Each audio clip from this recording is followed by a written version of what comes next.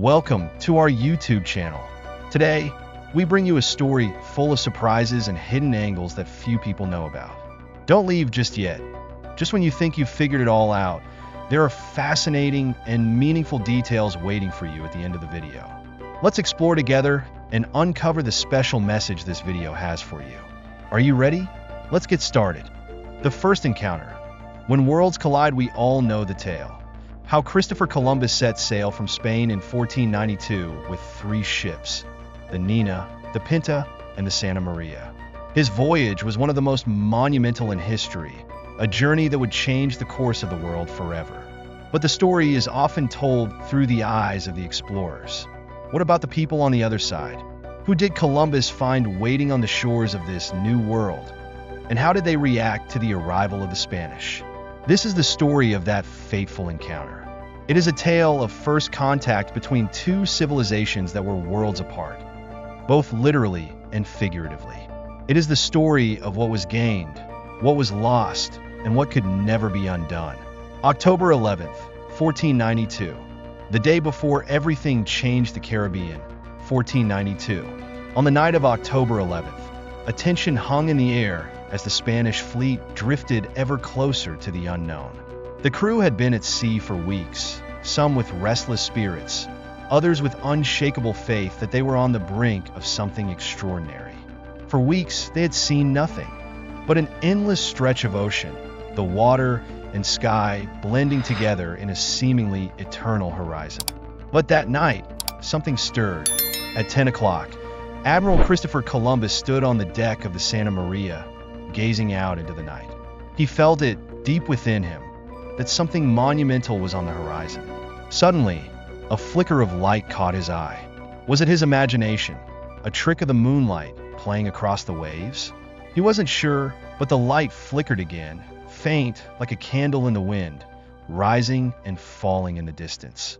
Columbus squinted into the darkness, trying to confirm what he had seen. Could it be land? He wasn't certain. Yet as the minutes ticked by, his heart pounded louder in his chest. The possibility of discovery was too tantalizing to ignore. He called out to his crew, but no one could confirm what he had seen. Even so, a ripple of excitement spread across the ships. Could it be that their long journey was finally nearing its end?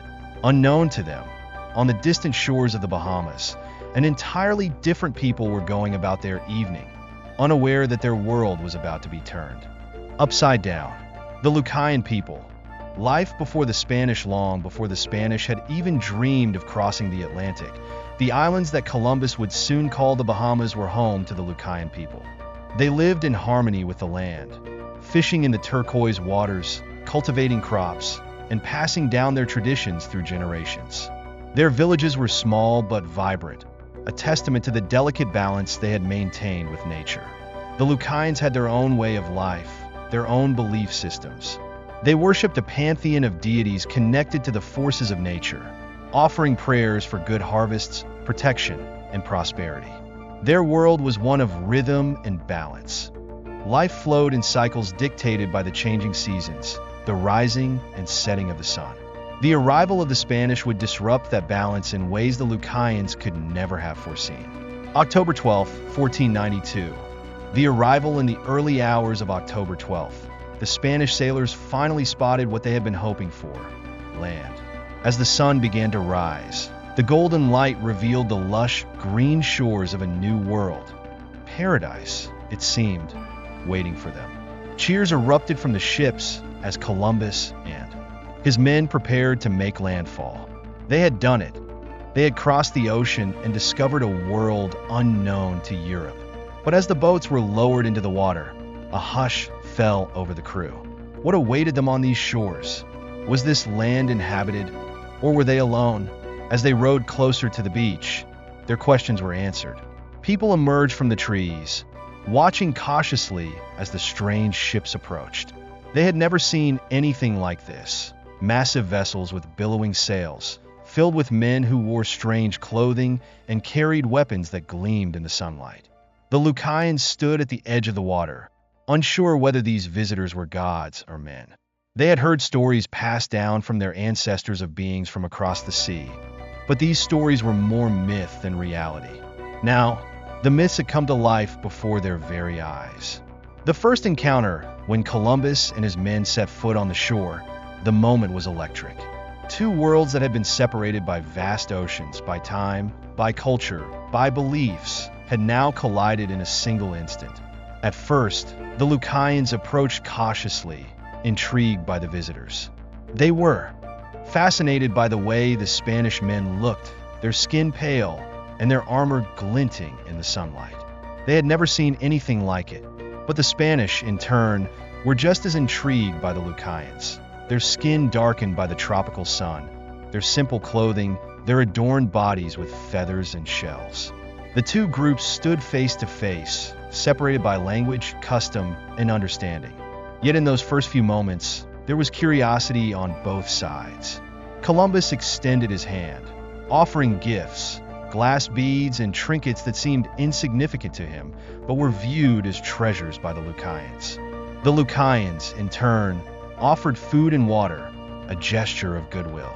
The air buzzed with excitement and uncertainty. Was this the beginning of a new relationship, a blending of cultures, or something more sinister? The aftermath, a world forever changed for a brief moment. It seemed as though the meeting of these two worlds might be peaceful. The Lucayans were generous, offering gifts of fruit and sharing their knowledge of the land. But Columbus had other plans. In his journal, he wrote that these people would make fine servants. He noted their innocence, their lack of weapons, their hospitality, and he saw an opportunity. What began as a friendly encounter would soon turn into something much darker. The Spanish, driven by greed and a hunger for power, would not leave the Lucayans in peace. Over time, they began to take more than what was offered. They imposed their will, claiming the land as their own, enslaving the very people who had welcomed them with open arms. The Lucayans, like many other indigenous peoples across the Americas, would be decimated by disease, violence, and the cruel yoke of colonization. What had begun as a meeting between two worlds ended in tragedy for one. But in that first moment, before the bloodshed, before the enslavement, there was a spark of possibility. A moment when two very different peoples stood before each other, not as enemies, but as strangers trying to understand the unknown. The events that followed that fateful day in October 1492 would ripple across centuries, shaping the course of history in ways that no one could have imagined. The arrival of Columbus marked the beginning of the end for the indigenous civilizations of the Americas, but it also marked the beginning of a new era, a collision of worlds, a clash of cultures, and a story that would be retold for generations to come. The legacy of that first contact is complex. It is a story of discovery, of wonder, of cruelty, and of loss. It is a reminder of how the arrival of one man and his ships could change the fate of an entire people. As we reflect on that moment in history, we must remember not just the triumphs of exploration, but also the profound consequences that followed. The arrival of Columbus was the dawn of a new age, but it was also the dusk of a way of life that had existed for centuries. The Lucayans, like so many other indigenous peoples, would soon fade into the pages of history, their stories and voices silenced by the weight of colonization. Yet, even in their silence, their legacy lives on, a testament to the resilience of the human spirit and the tragic consequences of a world forever changed by the clash of civilizations. The moment of discovery, an uncertain dawn as the journey dragged on, the anticipation in the air grew thicker with each passing day. Columbus, standing on the deck of the Santa Maria, could feel the pressure building. The crew had been at sea for over 2 months, exhausted, their bodies weakened by the harsh conditions, their minds filled with doubt. Murmurs of discontent had begun to spread among the men, and some wondered if they would ever find land. In a bid to keep the spirits of his crew alive, Columbus issued a challenge that played on their desperation for reward and recognition. With his voice commanding yet hopeful, he addressed the men gathered on the deck, urging them to keep their eyes sharp. "Whoever sights land first," Columbus announced, "shall be richly rewarded, a silk doublet, and 10,000 maravedis from the sovereigns themselves." It was no small promise, The prospect of such riches would have meant a complete change of fortune for any sailor, elevating him from the uncertainty of life at sea to a place of comfort and honor.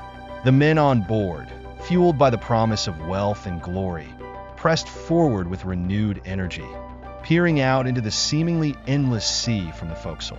Every shadow on the horizon was met with strained eyes and beating hearts.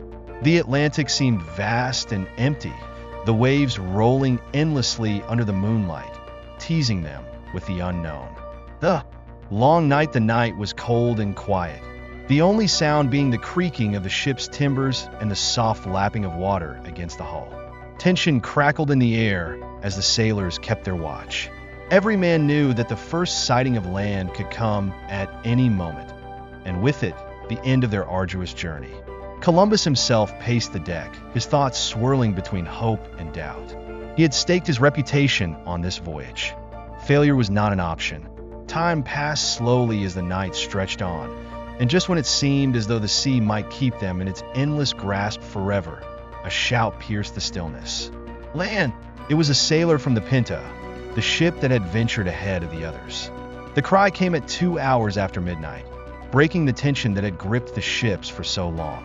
Hearts pounded and breaths caught in chests as sailors rushed to the edge of their ships.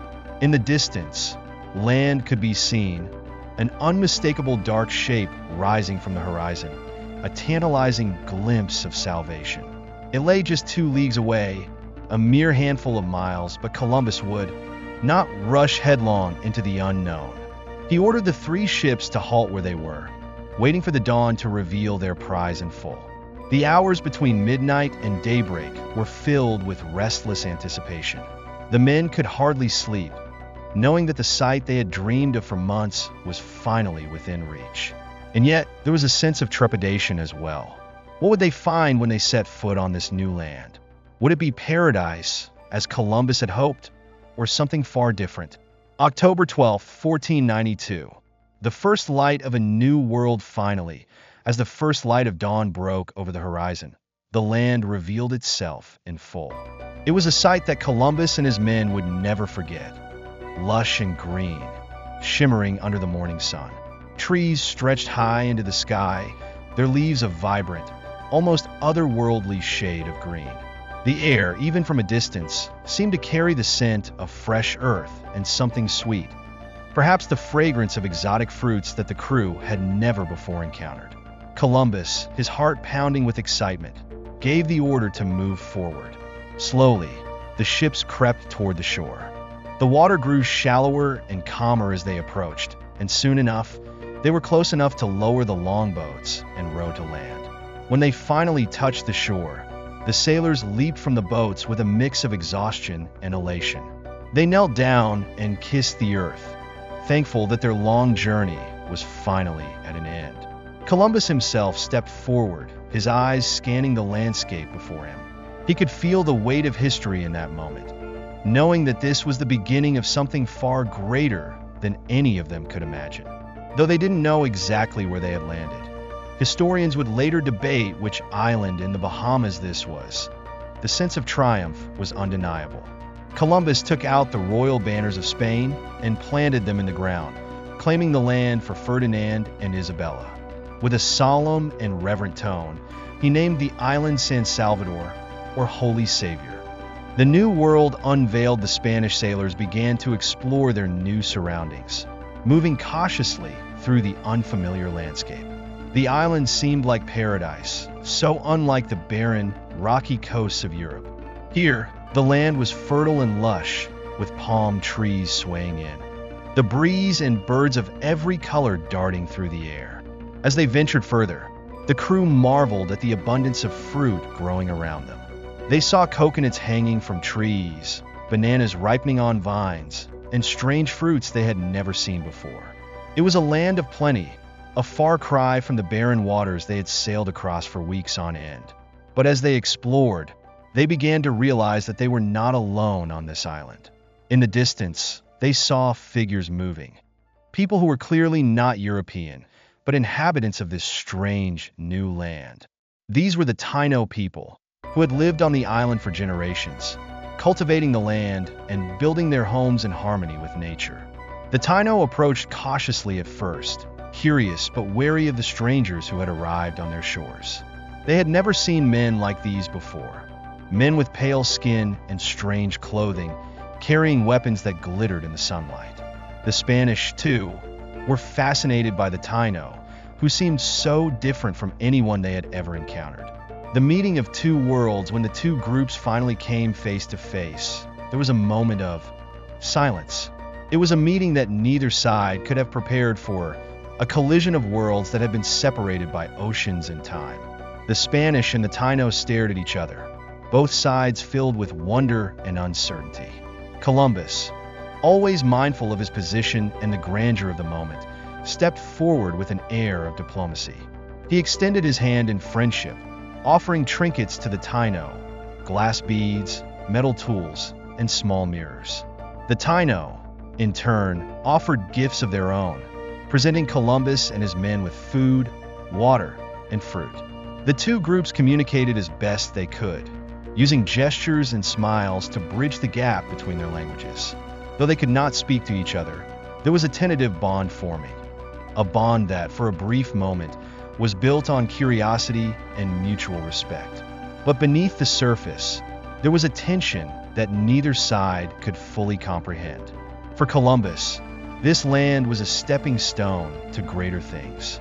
He saw it as the first step in a grand plan to claim new territories for Spain, to spread Christianity, and to find the riches he had promised his sovereigns. For the Taino, this was their home, a place they had lived in peace for generations, unaware that their way of life was about to be changed forever.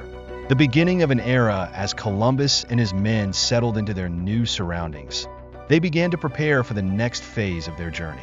They would continue exploring the islands, searching for gold and other treasures, and making contact with more indigenous peoples. But what they could not have known in that moment was that their arrival marked the beginning of a new era, an era of conquest, colonization, and ultimately devastation for the native peoples of the Americas. The lush green land that had seemed like paradise would soon become a battleground for control and power, as the Spanish sought to impose their will on the islands and their inhabitants. The Taino, who had welcomed the strangers with open arms, would be the first to feel the full weight of this new world order. In the years that followed, the Taino would be enslaved, their lands taken from them, their culture suppressed, and their population decimated by disease and violence. What had begun as a moment of discovery would end in tragedy for the indigenous peoples of the Caribbean, a tragedy that would be repeated across the Americas in the centuries to come. But in that first moment, on the morning of October 12, 1492, none of that was known. There was only the feeling of triumph and the hope of what was to come. Columbus had found his new world, and nothing would ever be the same again. Thank you for taking the time to watch today's video. If you found this story interesting and meaningful, don't forget to hit like, subscribe to the channel, and turn on the notification bell so you won't miss any exciting content coming up. Leave a comment to share your thoughts. We're eager to hear from you. See you in the upcoming videos with more unique and meaningful stories. Stay with us,